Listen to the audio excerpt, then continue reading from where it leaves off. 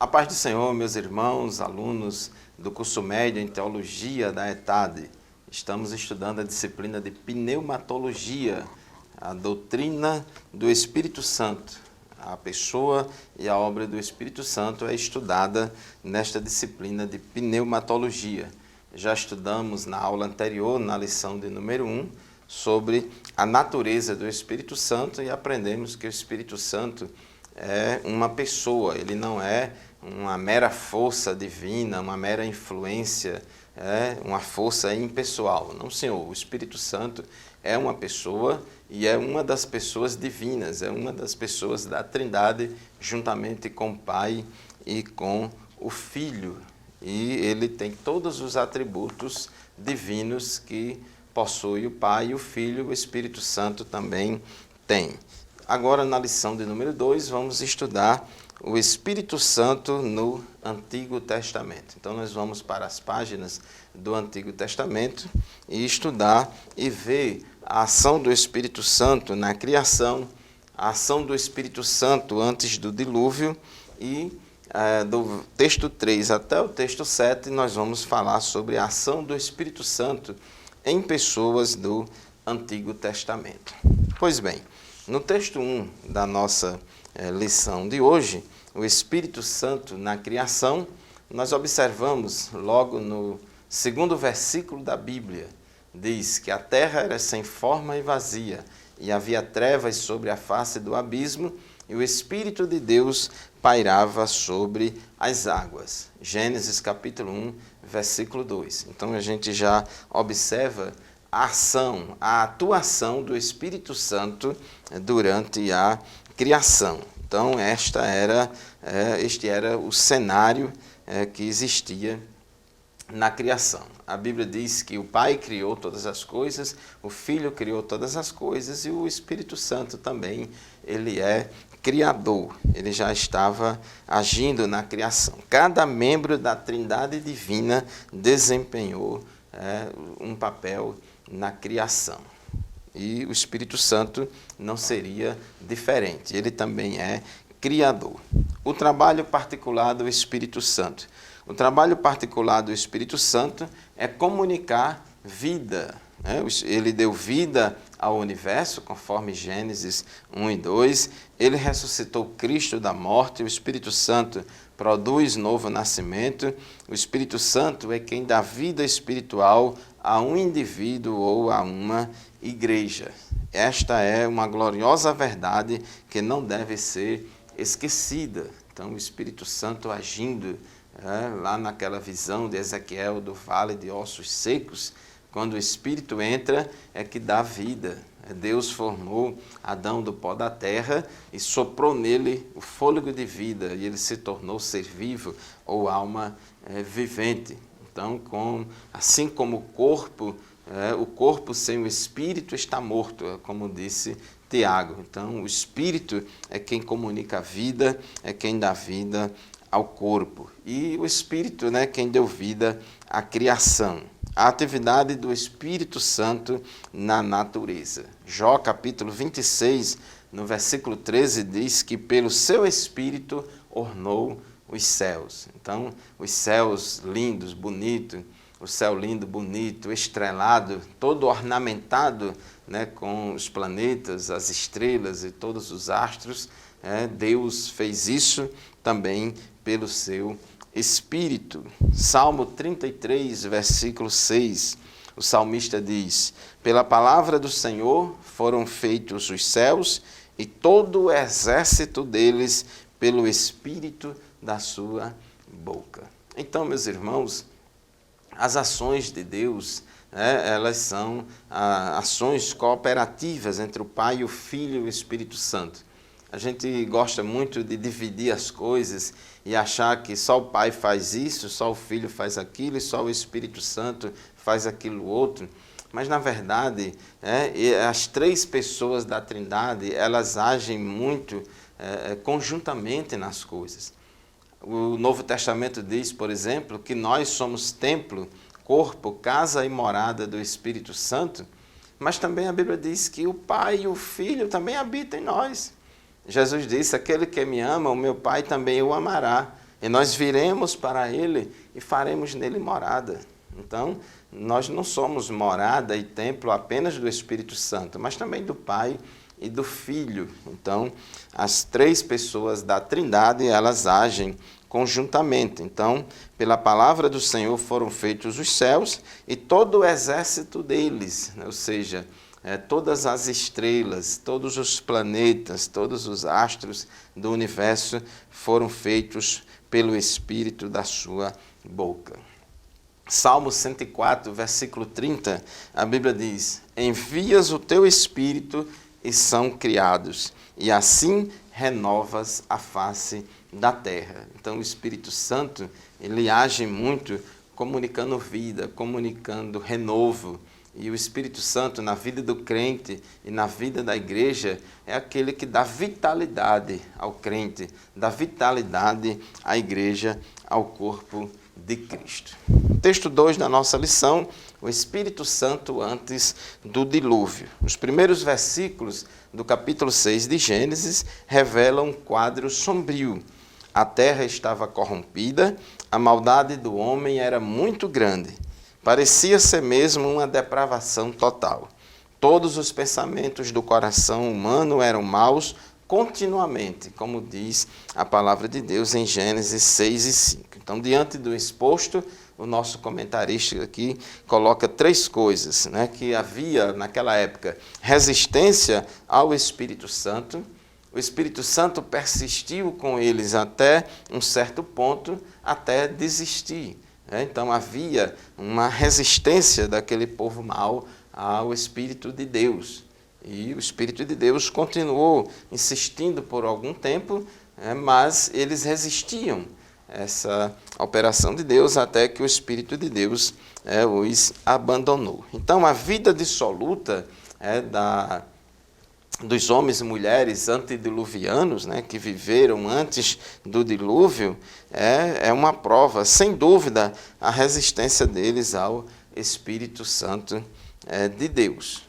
Eles foram alvos, né, da influência do Espírito. O Espírito de Deus, por algum tempo, agiu, né, no coração deles, mas eles não quiseram, eles resistiram à ação de Deus. Em Gênesis 6 e 3, a gente lê: então disse o Senhor, o meu Espírito não agirá para sempre no homem. Ou seja, chegou o tempo, né, não dá mais, Deus não ia mais continuar insistindo, porque o homem estava resistindo ao apelo de Deus, à voz de Deus, e aí Deus decidiu castigar a humanidade, castigar o homem com o dilúvio. Então, por isso, Deus enviou o seu Espírito para tratar com a humanidade, dando-lhe tempo suficiente para ouvir os conselhos de Deus pelo Espírito, através das mensagens de Noé.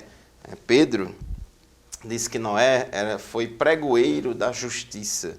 E Noé falou, o Espírito de Deus usou Noé para falar ao povo, mas o povo ficou com o coração endurecido, porque todos os pensamentos daquele povo eram mau, continuamente mau. Então os homens degenerados, contudo, se conservavam rebeldes ao Espírito Santo, apesar do Espírito Santo usar Noé para pregar para eles. Então, Deus falou, não, o meu Espírito não agirá para sempre no homem. Gênesis capítulo 6, versículo 3. A paciência de Deus vai além do entendimento do homem mortal, mas ela não é inesgotável. Então, é muito importante, irmãos, a gente entender esses dois aspectos, porque a Bíblia, por um lado, diz que Deus é longânimo, né? Ou seja, quando diz que Deus é longânimo, diz que ele tarda em executar o juízo.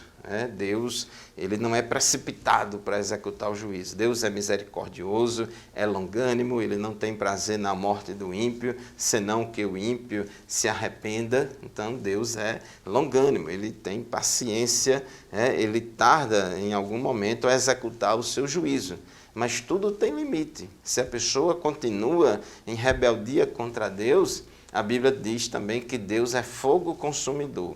Deus é longânimo, mas também diz que Deus é fogo consumidor e diz claramente a Bíblia Sagrada: horrenda coisa é cair nas mãos do Deus vivo. Então o Espírito Santo falou para aquele povo, mas eles resistiram. As Escrituras advertem que é terrível a condição de qualquer pecador que deixar passar a oportunidade de ser salvo.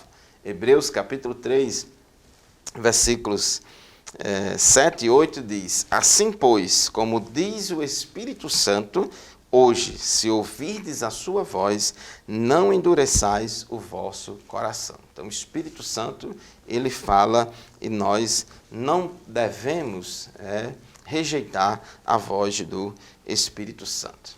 Então, meus irmãos, agora, a partir do texto 3 até o texto 7 desta nossa lição 2, vamos ver a ação do Espírito Santo em pessoas do Antigo Testamento. Então, a gente já viu aqui o Espírito Santo na criação, o Espírito Santo no dilúvio, e agora nós vamos ver a ação do Espírito Santo sobre as pessoas do Antigo Testamento. Como é que o Espírito Santo agia? Como é que era o ministério do Espírito Santo na Antiga Aliança? Bom, irmãos, a gente observa no Antigo Testamento que a Bíblia Sagrada no Antigo Testamento não enfatiza muito essa questão da pessoalidade e da deidade do Espírito Santo.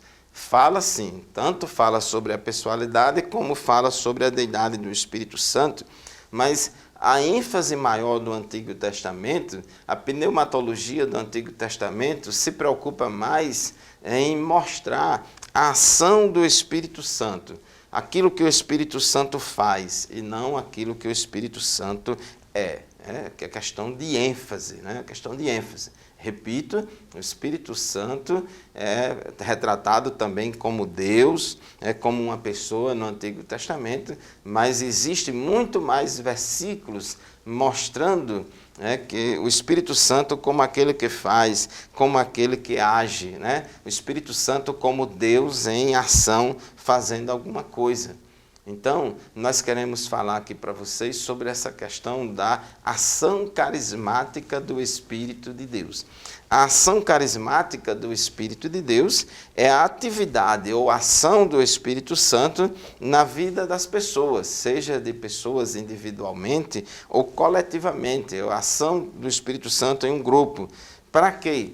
Para ungir, para conferir autoridade, para capacitar sobrenaturalmente com poder, com sabedoria e com inspiração profética, com inspiração profética, com vocalização inspirada. Então, essa ação do Espírito Santo, revestindo de poder, capacitando a pessoa para fazer a obra de Deus. Então, nós chamamos de ação carismática do Espírito Santo. Queremos enfatizar isso nessa lição, porque isso tem toda uma conexão com o livro de Atos dos Apóstolos. O livro de Atos dos Apóstolos, Lucas retrata a ação carismática do Espírito Santo no Novo Testamento, assim como acontecia também no Antigo Testamento. Então, muitos personagens bíblicos foram usados pelo Espírito de Deus. Houve a ação carismática do Espírito Santo na vida de muitos personagens do Antigo Testamento. Logo lá em Gênesis, a gente já vê José. José foi um homem também que recebeu do Espírito Santo a capacidade para interpretar sonhos, a capacidade para administrar. Tudo aquilo vinha de Deus.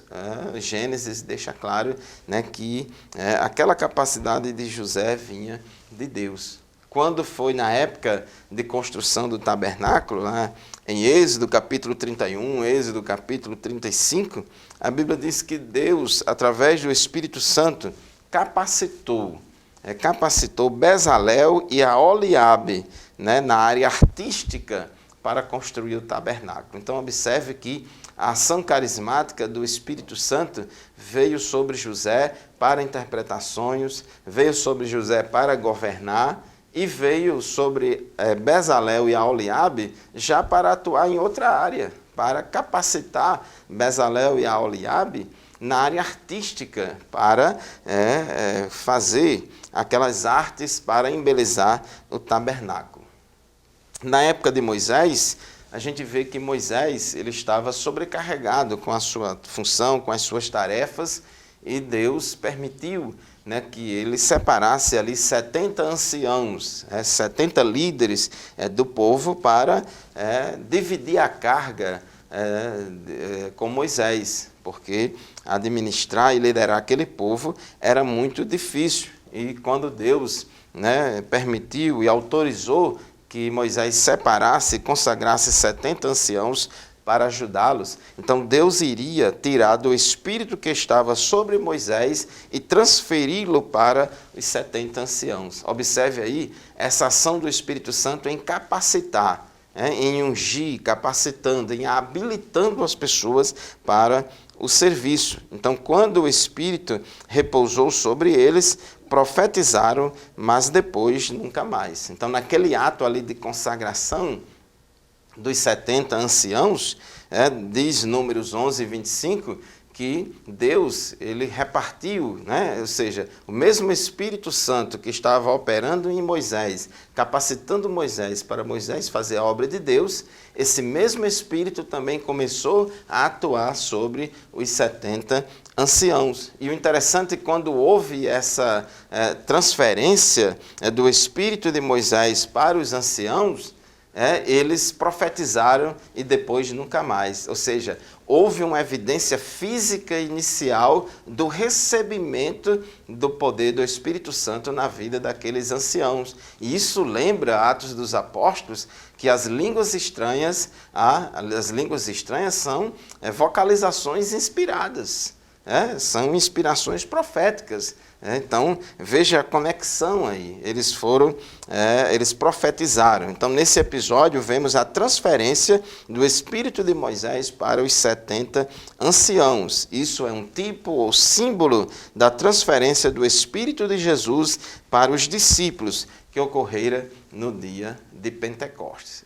Quando a gente fala transferência do Espírito de Moisés para os 70 anciãos, não é que o Espírito Santo deixou de usar Moisés e agora só usar os anciãos, não. Essa transferência significa que o mesmo Espírito que estava usando Moisés até então, passaria daquele ponto em diante a usar também os 70 anciãos. E o Espírito Santo repousou até mesmo sobre Eldade e Medade, e eles também profetizaram. Então, observe aí a profecia como uma evidência física inicial desse recebimento do poder do Espírito Santo. Em relação ao ciúme de Josué, porque Josué era servo de Moisés e disse, olha, Eldade e Meldade não estava nem aqui entre nós e está profetizando lá na tenda. E Moisés disse a Josué, Moisés respondeu a Josué, Josué, eu gostaria que todo o povo do Senhor fosse profeta, que o Senhor lhes desse o seu Espírito. Então, o desejo de Moisés é que todo o povo de Deus, né? Ou seja, que a atuação profética, a inspiração profética não tivesse ocorrência e ação somente na vida dos líderes, mas dos liderados também. E esse desejo de Moisés, de que todo o povo de Deus fosse profeta, foi prometido por Deus através do profeta Joel.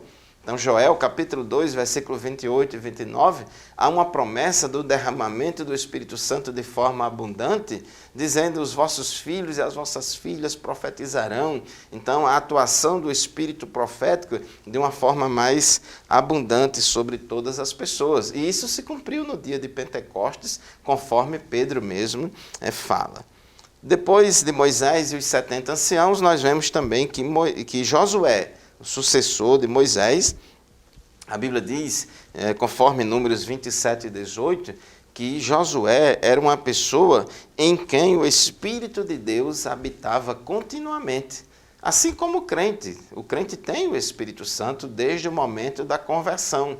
Mas quando o crente é batizado no Espírito Santo, recebe de Deus um revestimento de poder para fazer a obra de Deus. Então, Josué já tinha essa presença do Espírito Santo na sua vida, mas ele recebeu uma unção especial de Deus, do Espírito Santo, para realizar a obra sucedendo Moisés. Então houve também uma transferência do Espírito de Moisés para Josué. Então assim, irmãos, o Espírito Santo capacitava os homens de Deus, o Espírito Santo capacitava esses líderes do Antigo Testamento. Ler muito, ler tudo, ler o tempo todo. Quem ama ler vai concordar. Melhor que ganhar um livro é ganhar uma editora inteira. Se você ama ler, este presente é para você. O selo editorial da ETAD nasceu e ele tem o nosso DNA. Arminiano, pré-tribulacionista, pentecostal de verdade e, acima de tudo, bíblico. Edições Bernardo Johnson. Para quem ama ler, ler muito, ler tudo, ler o tempo todo.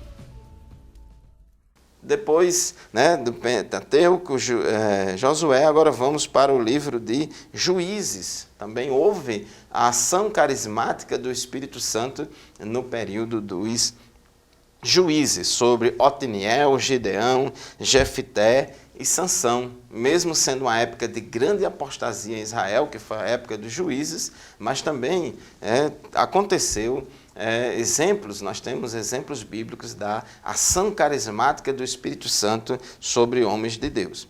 Juízes, capítulo 3, versículo 10, em relação a Otiniel, diz que o Espírito do Senhor veio sobre ele.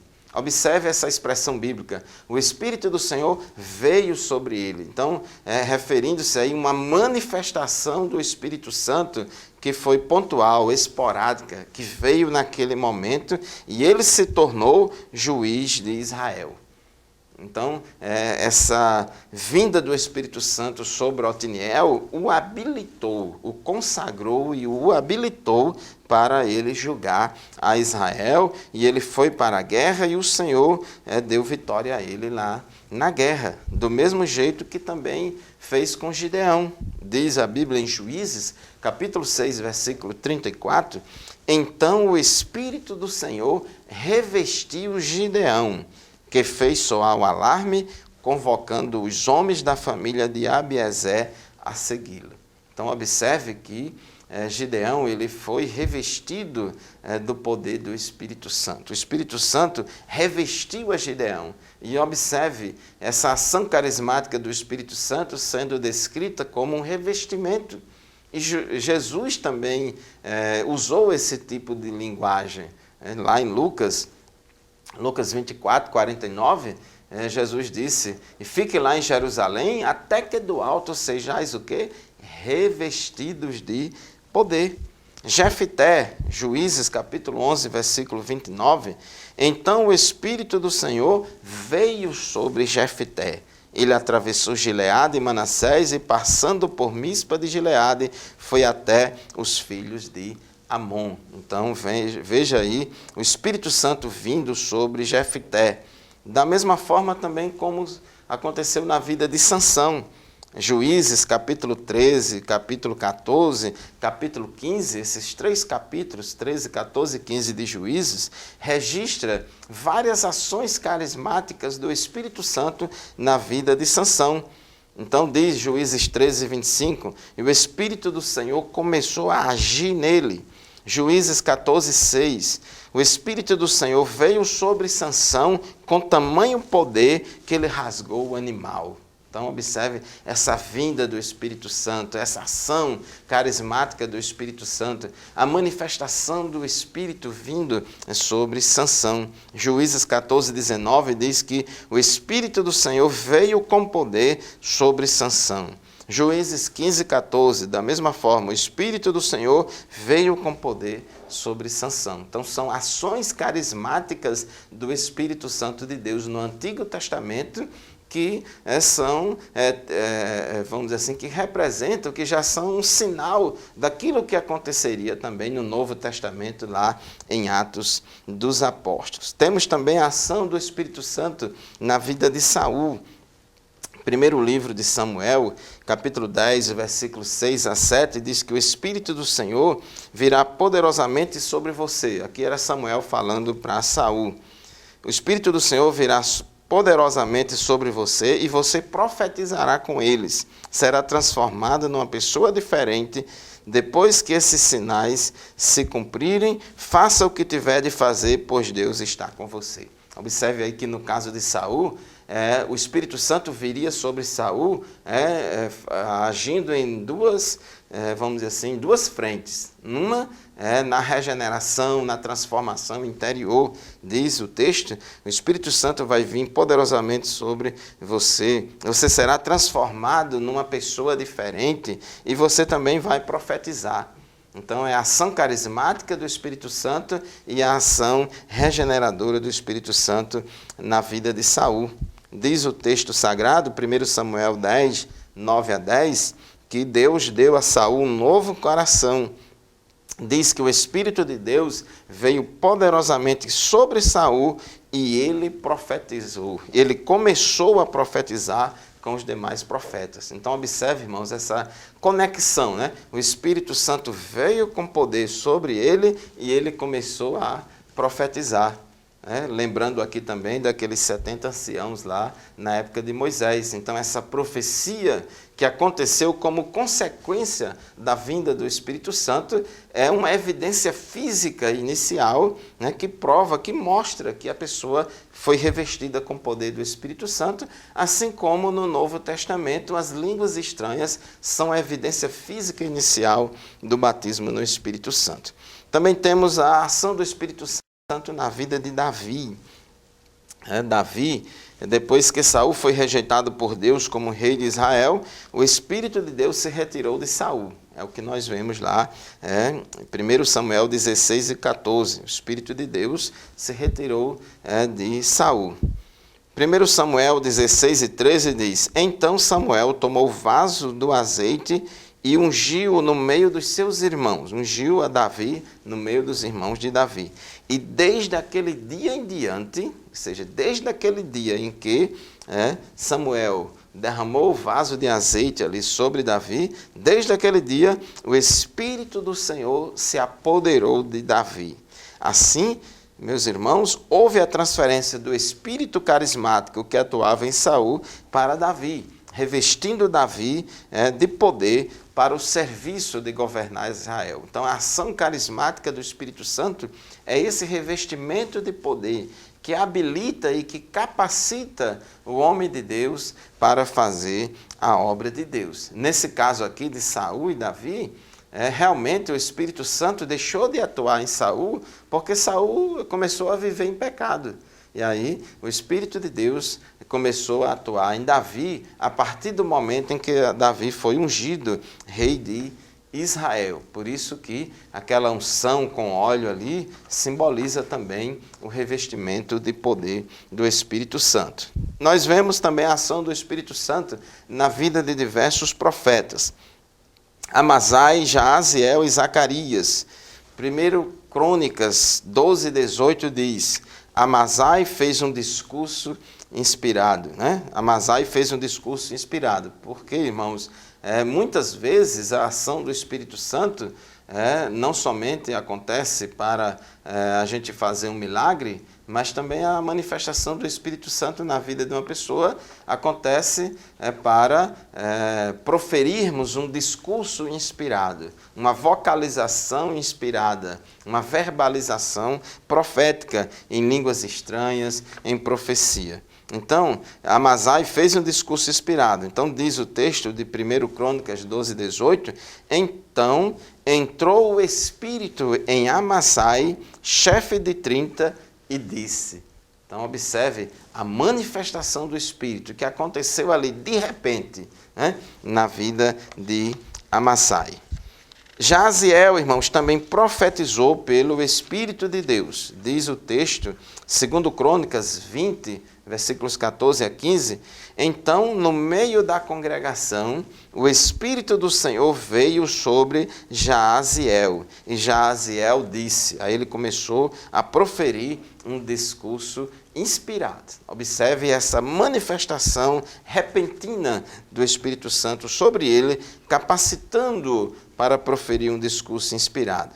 Também Zacarias profetizou pelo Espírito Santo. 2 Crônicas 24 e 20 diz que, em relação a Zacarias, que o Espírito de Deus se apoderou de Zacarias, filho do sacerdote Joiada. Ele ficou em pé diante do povo e lhes disse: assim diz Deus. E aí proferiu ali a palavra de Deus. Então, meus irmãos, vemos aí a manifestação do Espírito Santo, capacitando, habilitando esses homens de Deus para realizar algum serviço para Deus.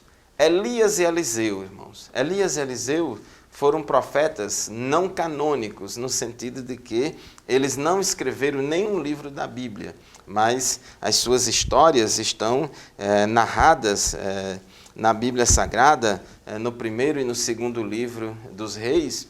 E no Antigo Testamento, depois de Moisés, os profetas que mais operaram milagres foram Elias e Eliseu. E Elias e Eliseu viveram numa época de muita apostasia lá em Israel, na época do rei Acabe, né? E a gente vê que Elias e Eliseu são profetas carismáticos que foram muito usados pelo Espírito de Deus para testemunhar de Jeová e para fazer muitos milagres nesse período de grande apostasia em Israel. Quando a gente diz um profeta carismático, no sentido de que houve uma ação carismática muito grande, muito intensa e muito frequente na vida de Elias e Eliseu para realizar muitos milagres. Ele desenvolveu o seu ministério num tempo de ação sobrenatural de Deus de forma muito intensa. E pouco antes da partida de Elias, é interessante que era tão comum haver milagres na vida de Elias que as pessoas já estavam acostumadas com isso.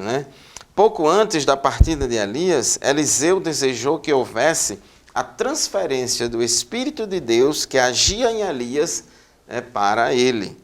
Eliseu era servo de Elias, ele discipulava ali, liderava uma congregação de profetas, assim como Samuel, e Elias era, vamos dizer assim, um mestre de Eliseu.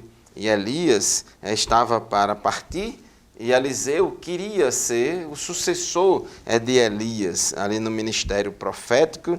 E Eliseu disse, 2 Reis, capítulo 2, versículo 9, ele disse a Elias: faze de mim o principal herdeiro de teu espírito profético. Outra tradução diz, faz com que eu receba a porção dobrada do Espírito Santo. Essa porção dobrada fazendo a referência aí à herança dos primogênitos, porque o primogênito de cada família tinha direito a receber a herança em dobro, em comparação aos seus irmãos. Ou seja, na verdade, Eliseu queria ser o principal herdeiro do espírito profético que atuava em Elias. E após Elias ter ido embora para o céu, os discípulos dos profetas viram Eliseu fazendo o milagre de dividir as águas do Jordão e atravessá-las.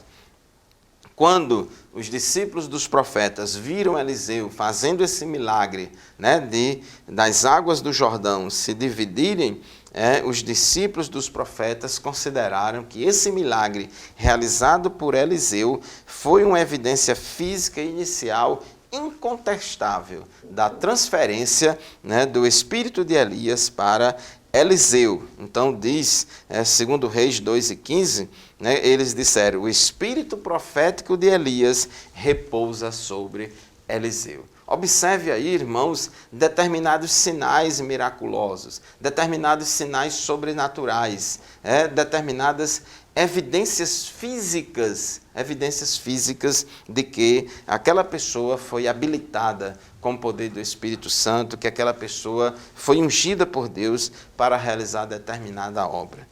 Miqueias, capítulo 3, versículo 8, diz que o profeta Miqueias, ele estava cheio do Espírito Santo e disse assim: quanto a mim, estou cheio do poder do Espírito Santo, cheio de justiça e de força para declarar a Jacó a sua transgressão e a Israel o seu pecado. Observe, irmãos, que aquela força profética do profeta Miqueias vinha dessa unção do Espírito Santo. Ele disse, eu estou cheio do poder do Espírito Santo para declarar, para falar né? Então, o Espírito Santo habilitando o profeta para falar a palavra de Deus. No livro de Ezequiel também vemos, irmãos, desde o início até o final do livro do profeta Ezequiel, nós vemos também a ação carismática do Espírito Santo de uma forma muito intensa na vida do profeta Ezequiel, fazendo muita coisa. Então nós vemos muito essa questão de Deus em ação, o Espírito Santo, assim como o vento que age, que movimenta, então ele também movimentou muito a vida de Ezequiel. Então nós vemos em vários versículos, desde o início até o final do livro de Ezequiel, essa ação carismática do Espírito Santo. Então diz, o Espírito entrou em mim e me fez ficar em pé. O Espírito me levantou. O Espírito me levantou e me levou. O Espírito entrou em mim e me pôs em pé e falou comigo e me disse. Observe aí como o Espírito Santo é uma pessoa, né? Ele fala, ele diz, o Espírito me levantou entre a terra e o céu e me levou a Jerusalém em visões de Deus. O Espírito Santo revela, ele é poderoso. O Espírito me levantou, e me levou ao portão leste da casa do Senhor. O Espírito do Senhor caiu sobre mim e me disse, fale, assim diz o Senhor. Olha essa expressão, o Espírito do Senhor caiu sobre mim. Quando você vai ver lá em Atos dos Apóstolos, você também vê esse tipo de expressão. O Espírito Santo caiu sobre eles, né? Então, essa vinda repentina do Espírito Santo. Então, irmãos, o Espírito Santo veio numa visão pelo Espírito de Deus, veio sobre mim a mão do Senhor e ele me levou pelo Espírito do Senhor. Então, Ezequiel foi bastante usado por Deus. Houve uma ação muito intensa do Espírito Santo na vida de Ezequiel e também, irmãos, dos outros profetas. Até mesmo os profetas canônicos, aqueles que escreveram os livros do Antigo Testamento, a Bíblia diz claramente que eles foram inspirados pelo Espírito Santo de Deus para escrever a Bíblia. Tem profetas que foram inspirados de Deus para fazer vários serviços e outros também para escrever os seus livros. E no Antigo Testamento nós vemos também promessa da ação carismática do Espírito Santo na vida do Messias. Lembra que Moisés disse, tomara que todo o povo do Senhor fosse profeta. Então, nós temos no Antigo Testamento profecias falando que o Messias que viria depois teria o seu ministério cheio da ação do Espírito Santo, e também temos no Antigo Testamento profecias sobre a ação carismática do Espírito Santo no crente da nova aliança. Isaías 11:2 diz que o Espírito Santo repousará sobre ele. Sobre ele quem? Sobre o Messias.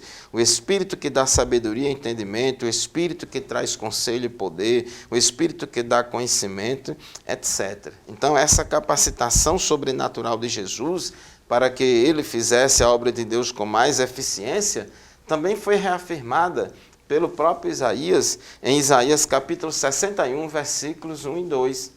Inclusive, Jesus, no início do seu ministério, podemos ver isso lá em Lucas, capítulo 4, versículo 18 a 19, no início do seu ministério, Jesus lá na sinagoga em Nazaré, ele tem a oportunidade lá e ele abre o livro do profeta Isaías, lá no capítulo 61, versículos 1 e 2, e Jesus lê a profecia de Isaías 61, dizendo, o Espírito do Senhor está sobre mim, porque ele me ungiu para evangelizar os pobres, enviou-me para proclamar libertação aos cativos e restauração da vida aos cegos, para pôr em liberdade os oprimidos e proclamar o ano aceitável do Senhor.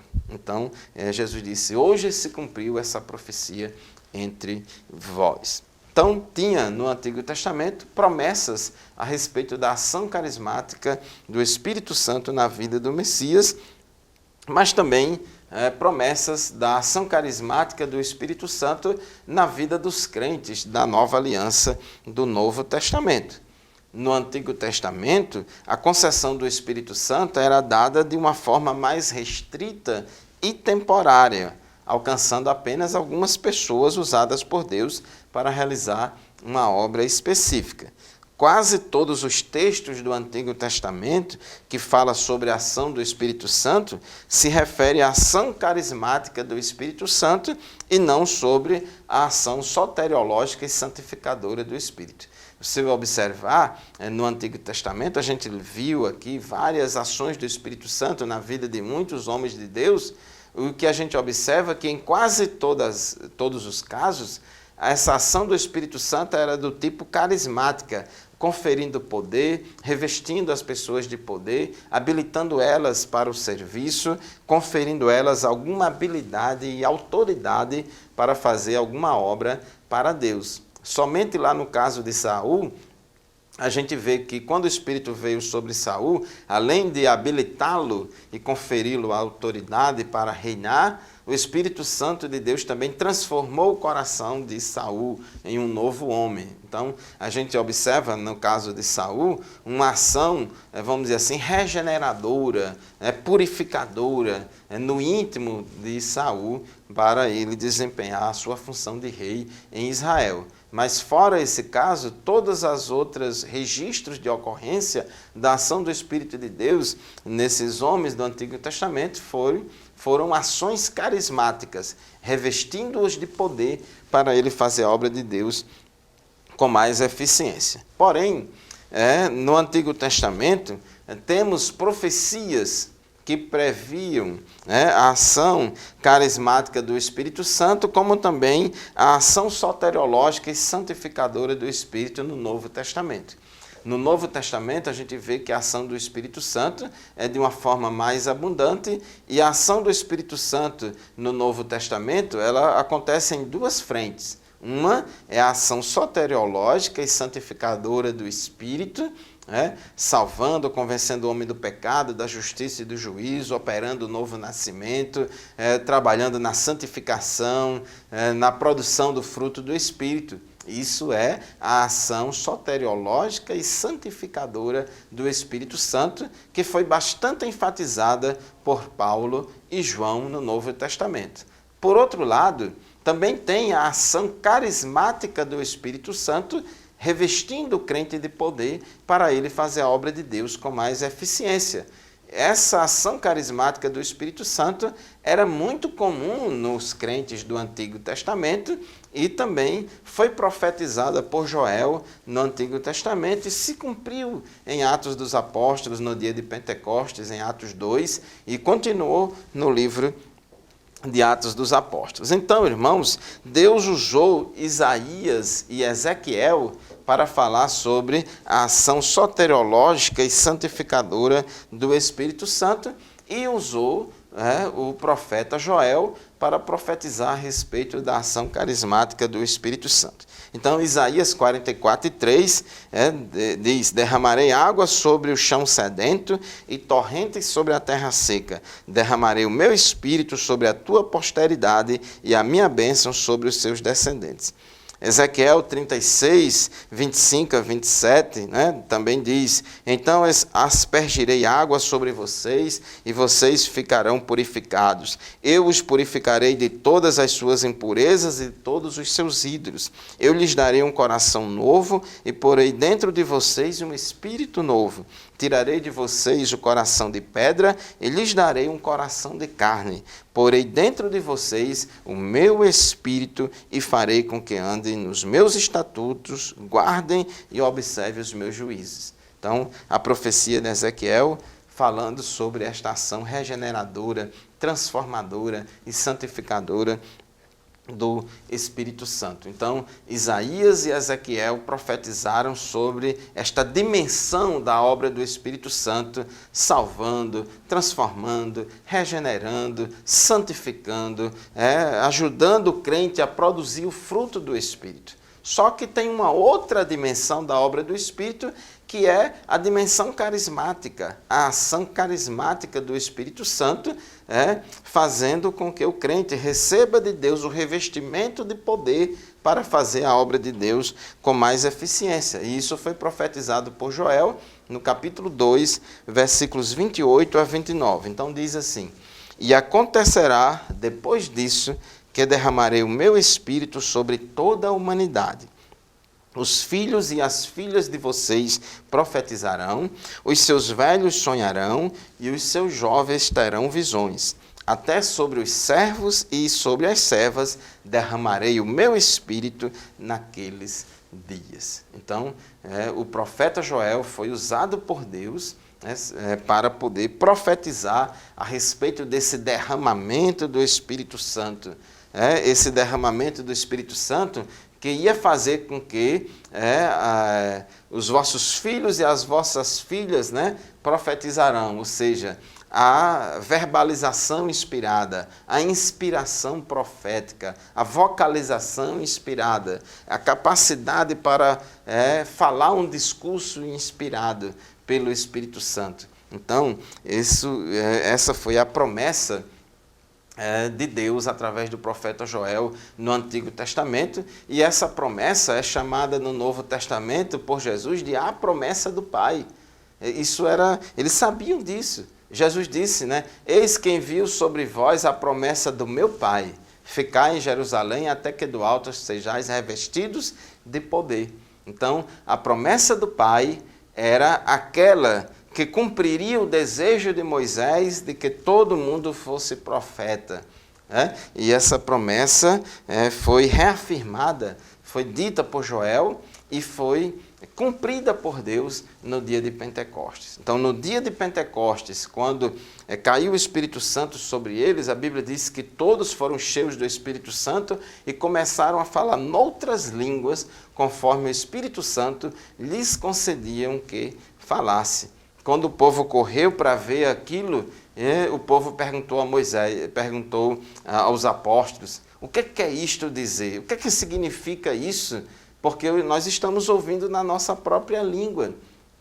Então, aquele milagre da glossolalia, a capacidade de falar em línguas estranhas que os discípulos falaram ali, conforme Atos 2 e 4, falaram noutras línguas, conforme o Espírito Santo lhes concedia que falasse. Foi de forma sobrenatural e miraculosa. Então eles disseram, o que é isso? Essas línguas querem dizer o quê? O povo não perguntou a respeito do vento veemente e impetuoso.